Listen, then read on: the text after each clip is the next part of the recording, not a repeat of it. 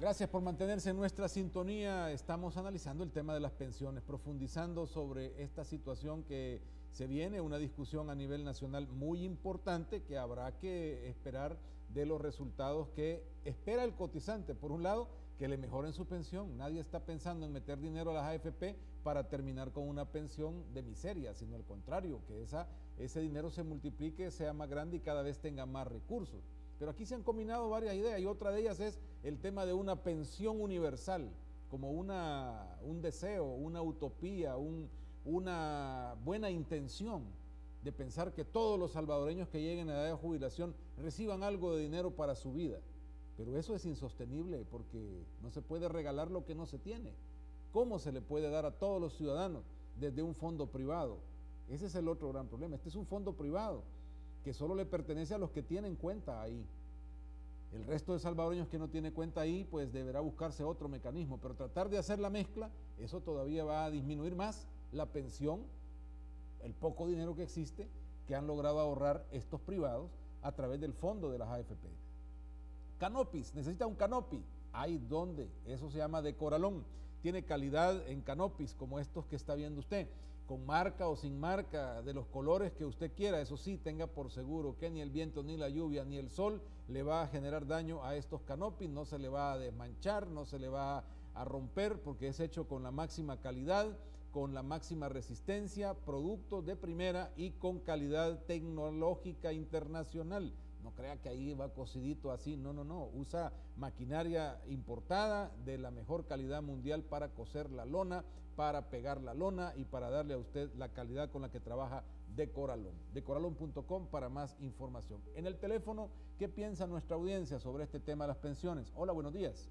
Muy buenos días. Un gusto saludarle. Saluda Jesús Hernández. ¿Cómo no, Jesús? Óigame, un placer saludarle. Yo creo que en el tema de las pensiones debe serse serio, aclararle a la población qué beneficios tienen actualmente, qué beneficios tenían antes de la privatización de las pensiones, qué permiten las AFP. Le voy a poner el caso de educación. En educación hay muchos maestros que tienen más de 30 años de servicio y que ya están pensionados, están trabajando, reciben el sueldo, están en la primera categoría que anda por el sueldo por 900 o $1,000, sueldo base, más la pensión que les da la AFP. Entonces la AFP le permite a usted que trabaje, que tenga más ingresos. ¿Qué quiere decir con esto? Que no es una pensión para la vejez. ¿Qué permiten las AFP hacer? ¿Cuál es el beneficio que vamos a tener con un posible nuevo sistema de pensiones? ¿Por qué? Porque se habla mucho que el gobierno tomará dinero de las pensiones, pero creo que es muy ambigua la información que dan a tal grado que se ha politizado.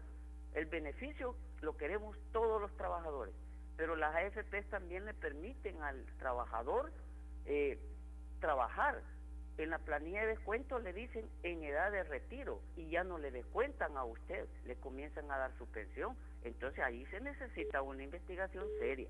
¿Qué beneficios hay? ¿Qué permiten y qué no permiten? ¿Y a dónde está el dinero que tantos años hemos cotizado? ¿Gana más la AFP o gana más el cotizante? ¿Quién gana más? Ahí me quedo, Rafael. Gracias. Buen día. Muy amable. Pues hablando desde esa última pregunta, los porcentajes son claros porque son de ley, ¿verdad? Eso es importante, cómo se compone lo que cotiza el trabajador.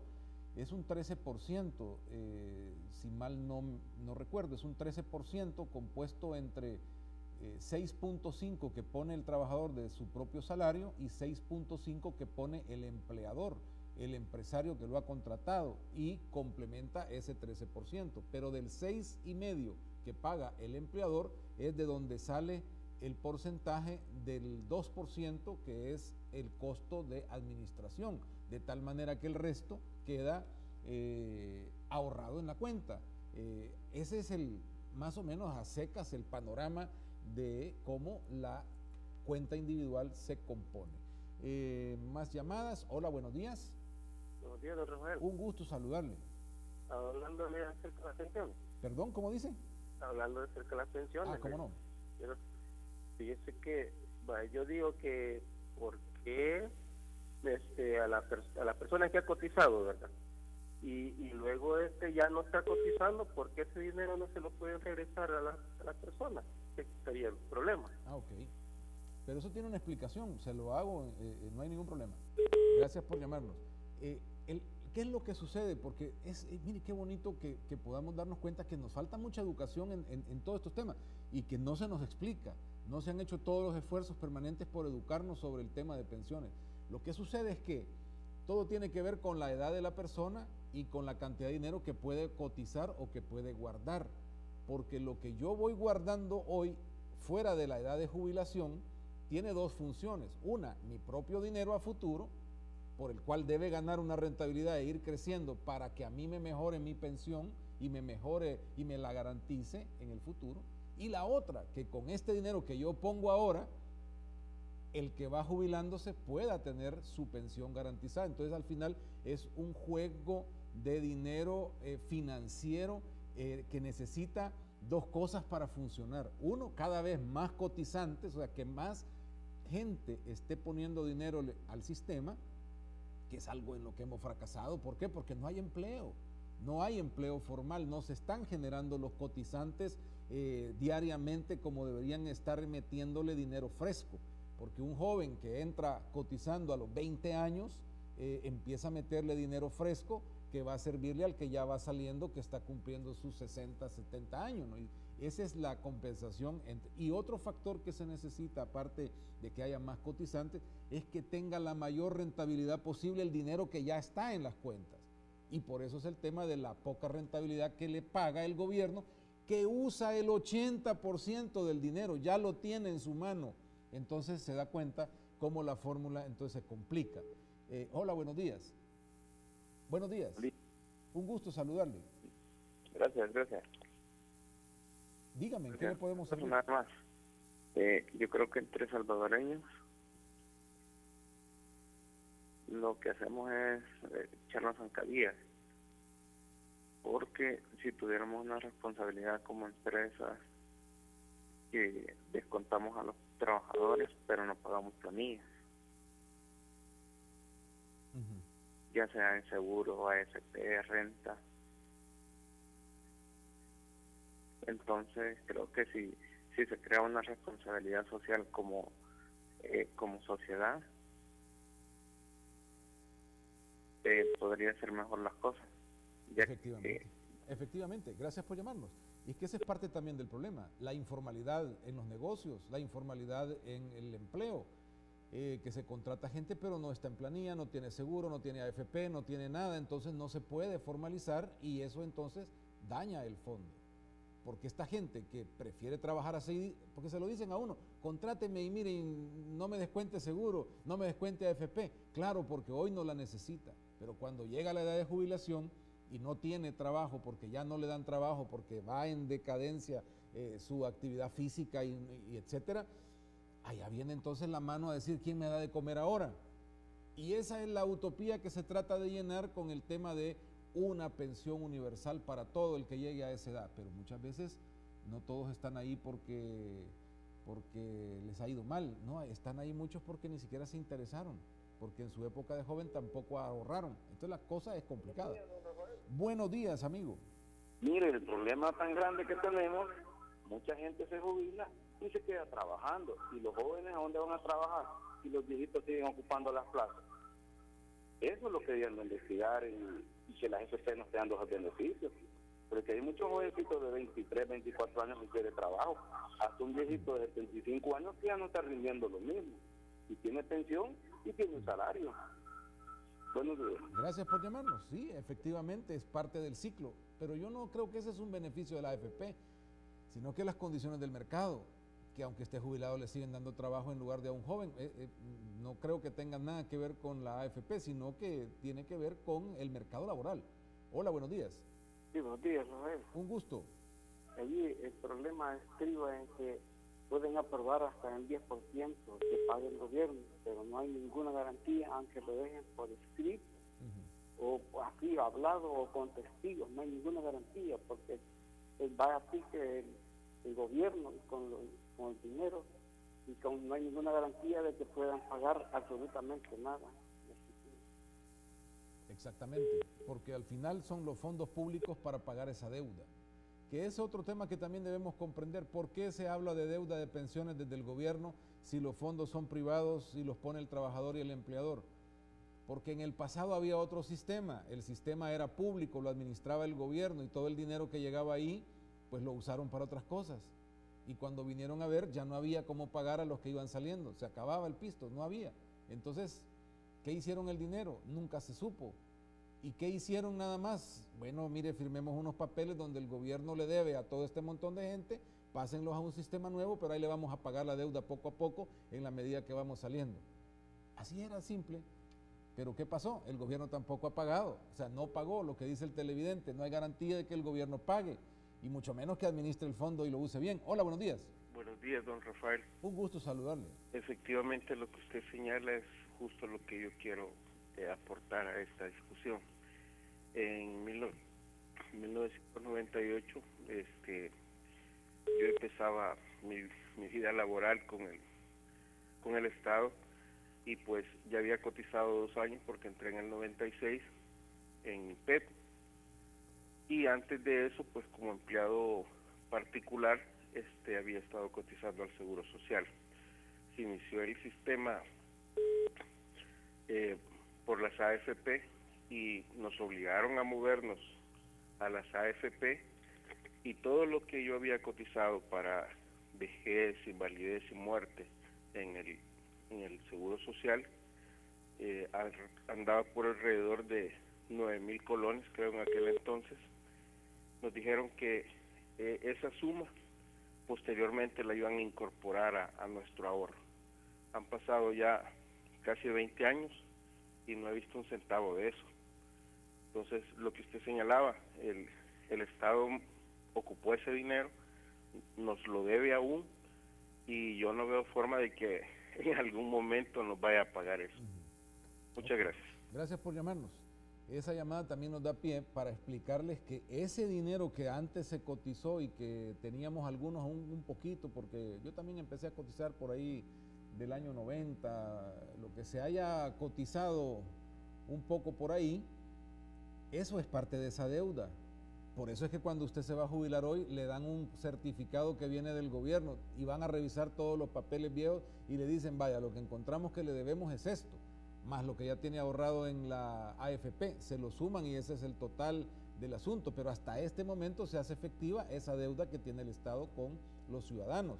No es que ya la tenga anexada a la AFP. Sobre esto hay mucho en los detallitos, ¿verdad? Pero este es el tema central. Y mire, tan desconfiado deberíamos de estar del gobierno que no ha tenido ni siquiera la justificación la Asamblea Legislativa para no aprobar una tasa de interés. La Sala de lo Constitucional le ordenó en 2014 que lo hiciera.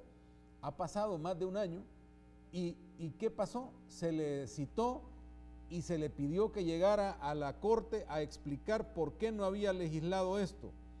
Y el pasado 2 de febrero, o sea, hace 2 días, lo que hizo la Asamblea fue mandar a un abogado, el abogado Clará, que es el abogado que también trabajó en la redacción del decreto 743, era el asesor legal de Cifrido Reyes, y ahí se ha quedado, y era magistrado de la Corte.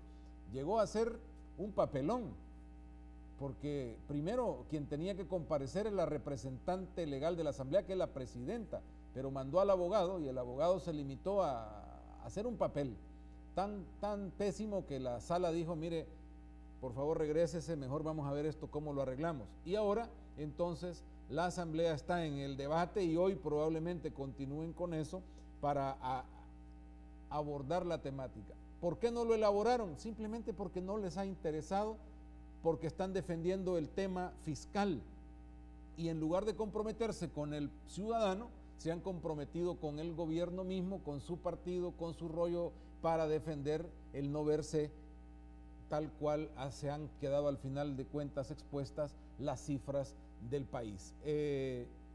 Aquí hay algunos videos sobre esa no comparecencia de Lorena Peña al llamado de la sala, a las explicaciones del por qué no se aprobaba esta legislación. aquí hay dos temas. La presidenta de la Asamblea Legislativa. No, no, yo no puedo dar ese tipo de respuesta. Sí, como trabajadores, francamente consideramos que es una bofetada para el pueblo salvadoreño y un irrespeto al tribunal que la titular de la Asamblea Legislativa no compadezca a este tipo de audiencias. Nosotros solo estamos exigiendo dos cosas: que la rentabilidad sea en términos de justicia, que consideramos puede ser el 7.5%, y que la institución que administre nuestros fondos sea transparente y que no se los vayan a volver a robar. Si la presidenta, después de notificado la sentencia, convocó de manera inmediata a la comisión para tratar el punto, ¿sabe usted? No. De manera inmediata no sé. No sabe. Sí, porque ¿qué se entiende por inmediato? Al día siguiente, al otro día. Ahí están las reacciones, un poco de lo que llegó a decir el abogado Clará, no dijo nada, entonces al final no se concretó. Lo último en esto, entonces llamaron al ministro de Hacienda también, que llegara a explicar cómo están las cosas. Fíjese usted, por últimos años nos han dicho todo está nítido, todo está bien, aquí no hay problemas. ¿Qué llegó a decir el ministro de Hacienda? Y ya lo corroboraba la diputada Milena Calderón que habló con nosotros hace un momento. Llegó a decir que está en crisis, llegó a decir que no hay dinero, que no hay posibilidades, que esta es la peor crisis que han tenido fiscalmente. Entonces hay mucho que sacar de conclusión de todo esto. Si hay crisis, ¿qué va a pasar si le entregamos los fondos? ¿Van a poder pagar en medio de una crisis? Pero lo interesante es que el gobierno, por su crisis, por su interés de su crisis, su problema fiscal, dice que lo mejor es pagar una tasa del 3,5% al trabajador. Entonces no es cierto que a futuro vaya a pensar que el beneficiado de darle la administración, pues el pueblo va a tener lo mejor. No es cierto, siempre va a privar el interés del Estado en su crisis fiscal. Entonces, ¿qué le van a dar al trabajador? Una tasa tan pírrica. Eso es lo último en lo que estamos. Esa es la última situación en esto, y comenzó también en los medios de comunicación el tema de la campaña sobre el robo que se está pretendiendo hacer de los fondos para resolver el problema fiscal. Y hoy aparece una publicación en los medios donde dice una nueva amenaza, el gobierno te quiere quitar tus ahorros, y hace un llamado a los diputados de la Asamblea, y ahí están con nombre y apellido cada uno de los parlamentarios, los 84, porque en ellos está la decisión, en ellos está la determinación, en ellos está la posibilidad de frenar esto y de que el tema de pensiones no se convierta en una crisis para la población, para el país, para la sociedad, y que sea realmente un tema que vaya por el rumbo de comprender la realidad de las cosas. El fondo de pensiones no tiene crisis, las AFP no tienen crisis, la crisis la tiene el gobierno en sus finanzas públicas. Así que dejemos ahí el tema, nos pasamos a un par de llamadas y luego el tráfico por si está pensando salir. Hola, buenos días. Buenos días, quería participar. Adelante, le estamos escuchando. Buenos días. Buenos días, Rafael. Yo me parece completamente injusto y contrario a todo lo que publicitaba el frente de que iba a corregir todas las injusticias que había, pero se están profundizando con esto. Mire, es increíble que pretendan que las pensiones de un grupo de personas se financien a costa de dejar sin pensión a otras personas, porque nuestros fondos como cotizantes y pensionados van para abajo, totalmente. Yo no sé si cada quien pide su estado de cuenta, pídanlo para que se den cuenta lo que está ocurriendo con los fondos de pensión. Mire, aquí hay una solución que bastaría con que el gobierno se amarre los pantalones y déjenme por favor explicarse. Es un problema de austeridad fiscal, con solo que el gobierno decretara no más contrataciones en las instituciones de gobierno que las rellenan con activistas políticos. Este gobierno y también los de Arana, todos han sido igual. Bastaría con que decretaran una austeridad en viajes, combustible, Rafael, lujos que se dan. Le aseguro que si el gobierno hace un decreto que dice sin que todas las instituciones tienen que ahorrar un 5% recogen los fondos que se necesitan para pagar las pensiones de la gente del sistema público. Y yo quiero hacer un llamado a la Corte Suprema de Justicia, Rafael, que es tiempo, señores de la Corte, que se amarren los pantalones y hagan algo por la mayoría de la gente, los que hemos cotizado, hemos ahorrado durante años para tener una pensión digna. Las sentencias que han dado son bastante permisivas, no están a favor de los pensionados y cotizantes. Los fondos de pensión decían que las cuentas iban a ser de propiedad exclusiva del trabajador, no del gobierno, ¿verdad? La Corte Suprema de Justicia tiene que tener también austeridad en su caso. Muy bien. Ese presupuesto que tienen es muy alto. Gracias por llamarnos, y eso nos da pie para oír al ministro. Ahora que tenemos un video, a mí se me fue aquí, a ver si lo podemos poner, el video del ministro de Hacienda para cerrar esto, y luego una llamada telefónica también. Ok, el video del ministro, porque es un poco lo que está hablando la televidente, ¿no? ¿Qué explicaciones daba en las finanzas públicas para poder respaldar la petición de aumento de la tasa de interés para los trabajadores? A la fecha hay 97,000 pensionados del sector público, pero hay 65,800 pensionados del sector privado. Las finanzas del Estado tienen problemas seriosísimos, más serios de los que ustedes imaginan.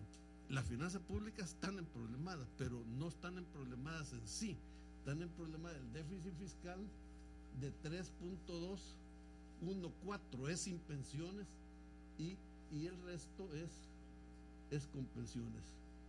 Entonces ahí ven ustedes la incidencia que tiene el sistema de pensiones del déficit fiscal. Del BID nos dice que son 24,000 millones de dólares que se deben a valor actual. Esto no significa que haya que pagarlos ya, pero hay que pagarlos en el transcurso de los próximos 100 y pico de años, revolviéndose en la medida en que los pensionados van entrando y van saliendo. Hay gente que dice que lo que colapsó es el sector público. No, lo que colapsó, lo que hizo colapsar al Estado es justamente los regalos que se le dieron a cotizantes del sector. Las argumentaciones del señor ministro Cáceres para el tema de Hacienda, privilegios. Ahí va la ley del IPSFA, revisemos el IPSFA, va quebrado también. ¿Y cuál es la recomendación en la ley? Que les mantengan el 80% del salario por ley. Privilegios, se han dado privilegios. Y así, ¿quién dice que no se van a dar privilegios en los futuros manejos del fondo de pensiones si está totalmente en poder del Estado, cuando interviene la política y no la técnica?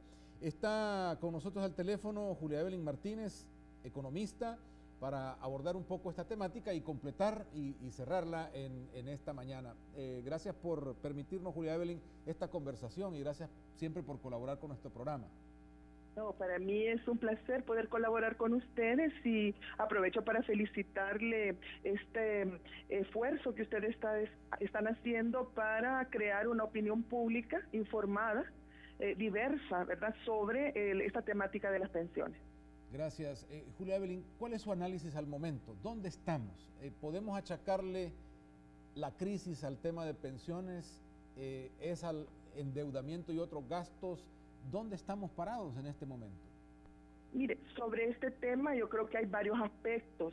Este es un problema multidimensional que no se puede enfocar exclusivamente sobre un tema de pensiones o de un tema exclusivamente técnico.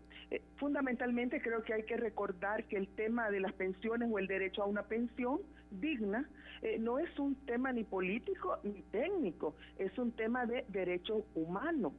Todas las personas tenemos derecho al final de nuestra vida de contar con un ingreso que nos permita satisfacer las necesidades de nuestra vida cuando hemos dejado de ser población económicamente productiva o económicamente activa, digamos. Entonces, esto es un tema que yo ahí disiento con usted cuando habla de que es una utopía. yo creo que es un derecho y que si no existen en este momento los recursos financieros para asegurar esa pensión universal, creo que es un reto del Estado salvadoreño, no del gobierno, es del Estado salvadoreño y de la sociedad salvadoreña de crear esas condiciones, ¿verdad?, para esa pensión universal. Entonces, yo estoy en parte de acuerdo, aunque no conozco los detalles, como la mayor parte de la población, la necesidad de hacer una reforma del sistema de pensiones en esta coyuntura que dé lugar a asegurar el funcionamiento de un sistema mixto, privado y público, que pueda garantizar a las personas, de acuerdo a su nivel de ingreso, a su capacidad de aporte a este sistema de pensiones, ¿verdad?, una pensión digna. No estoy de acuerdo en que se utilice la reforma, esa reforma de pensiones para resolver un problema fiscal, porque ese no es el problema, sino que el problema es cómo asegura una pensión digna, ¿verdad? Entonces yo estoy por un sistema mixto en el cual todas las personas que quieran mantenerse en el sistema privado cotizando a una AFP, ya sea aumentando la edad de cotización o la porcentaje de cotizaciones, pues que se queden en el sistema privado, ¿verdad? Y nadie les puede obligar a que se pasen al sistema público, pero estas personas deberían de estar informadas de cuál será el monto de su pensión, en qué condiciones se le entregará y que va a llegar un momento en que esa pensión, ese ahorro se acaba. Eso no pueden haber inversiones o niveles de rentabilidad tal que le aseguren a las personas que hasta el final de su vida van a tener esa pensión digna en un sistema privado, pero es que eso así es. Y las otras personas que no estén de acuerdo con quedarse en el sistema privado de capitalización individual o de ahorro individual, pues que pasen a un sistema público administrado por el Estado, ¿verdad? Y que en el cual el objetivo sea asegurar esa pensión digna y se base en el principio de la solidaridad. Y ese fondo de pensiones no solamente contribuya a las personas que aportan, ¿verdad?, porque tienen un empleo en el sector formal, sino que también a tantas personas adultas mayores que a lo largo de su vida no han tenido un empleo en el sector formal, no porque no han querido, sino porque no han podido, e incluso a personas como por ejemplo mujeres, amas de casa, que se han dedicado toda su vida a cuidar, toda su vida a trabajar de forma no remunerada, ¿verdad? Y eso ha beneficiado no solo a su familia, sino que a la sociedad, y que al final de su vida pues no tienen quien las cuide, no tienen fondos, ningún fondo que les asegure pues tranquilidad en la vejez. Entonces, y eso, ¿cómo se financia? Pues se financia primero con aportaciones de las personas, pero también con contribuciones especiales, con impuestos, con inversiones del Estado, ¿verdad?, manteniéndose desde el principio de la solidaridad. Entonces yo creo que este es un buen momento, ¿verdad?, para hacer una reforma al sistema de pensiones, pero que vaya más allá de resolver el problema fiscal al Estado, ¿verdad? Entonces es el momento de crear un sistema mixto en donde la adhesión a un sistema, al sistema, a la parte privada o al sector público sea voluntaria, que esté informado, ¿verdad? Y como les digo, quien se quiera quedar en el sistema privado porque creen que eso les está resolviendo los problemas y que van a tener una pensión digna al final de su vida, pues que se queden, pero deberían de estar bien informados realmente que las cosas no son así.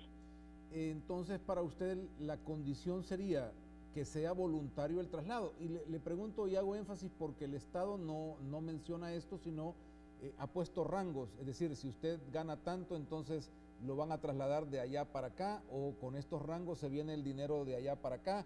Es muy diferente a decir lo que usted plantea entre el que se quiera quedar y pasar a otro sistema, o que lo obliguen a pasarse al sistema.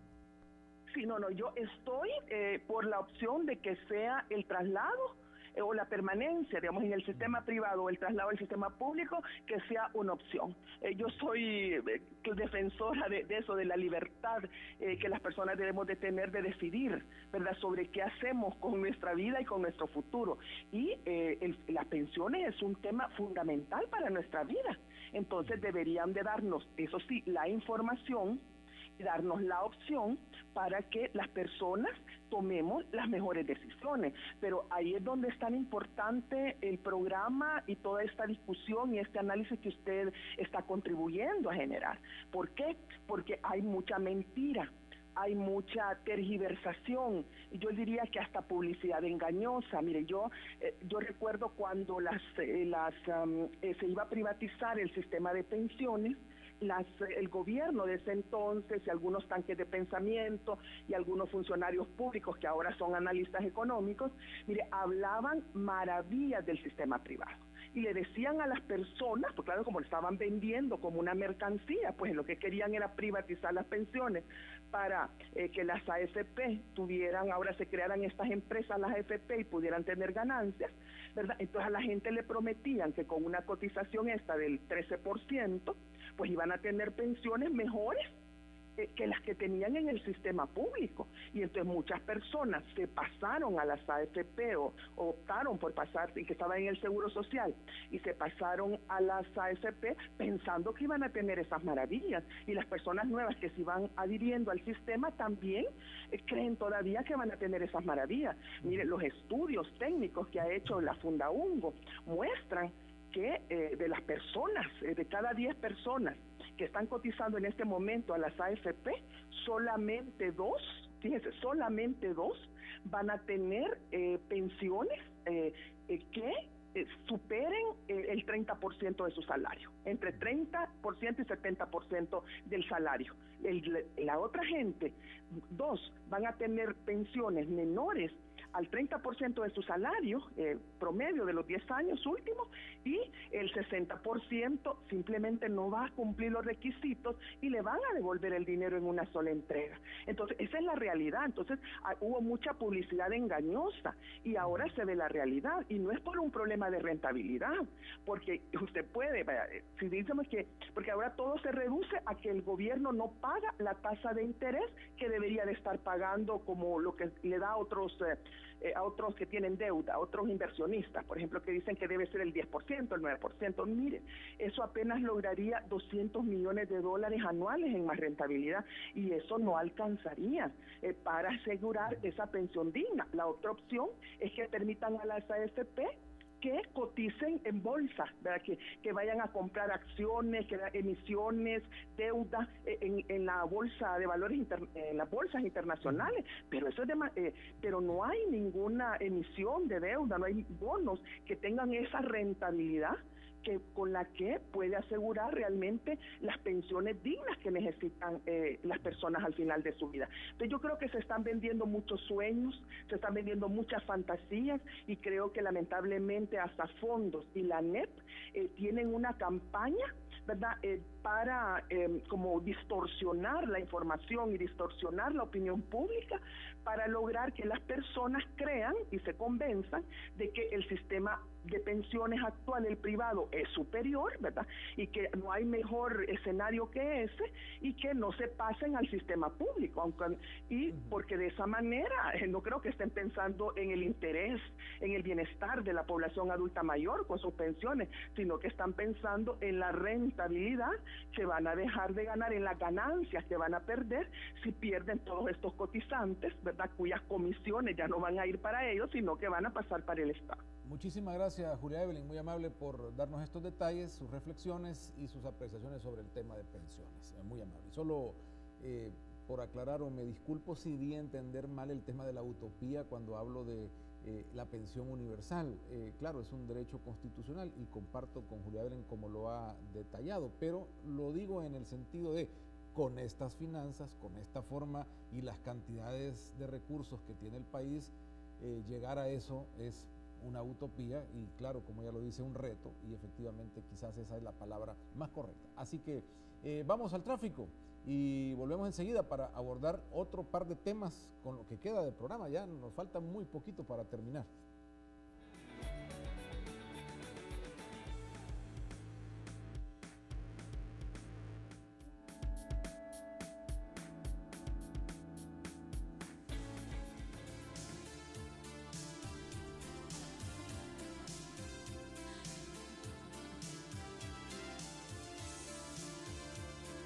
era el compañero de fórmula de Rick Ocasek en The Cars, que fue la primera canción que pusimos. Es Benjamin Orr con esta canción de 1986, Steady Night. Cuando Benjamin dejó The Cars, se lanzó entonces como solista. Dentro de su primer disco está esta canción, que llegó a ser el único top 40 de Benjamin Orr como solista. Era más bien bajista, un buen músico y también cantante. Nos acompaña esta cancioncita para darle seguimiento al tráfico. Esta es la condición del Boulevard de los Próceres o la autopista sur. Complicadísima. A esta hora de la mañana está varado el tráfico ahí, considérelo, porque va a perder buen tiempo tratando de llegar por esta ruta hacia donde usted vaya. El Salvador del Mundo tiene fluidez, tiene carga vehicular importante, pero no está detenido y puede circularse sin mayores problemas, viniendo del Paseo General Escalón, yendo por la Enrique Araujo, yendo hacia la Roosevelt o yendo hacia el Boulevard Constitución, que son los puntos de encuentro en este lugar. El Boulevard del Ejército no ha dejado de estar así desde las 6 de la mañana, complicado el tiempo, y estas son las condiciones del tráfico vehicular de esta hora por este sector entrando a la capital. Hay un accidente, un vehículo volcado en la calle Al Volcán. Hay un reporte de robo sobre este vehículo, me imagino pues venía a alta velocidad y entonces ha quedado ahí la situación. Huyeron de la zona quienes venían manejando este vehículo y estas son las condiciones que me imagino alterarán el tráfico en este sector. Estás viendo Así Estamos con Rafael Domínguez.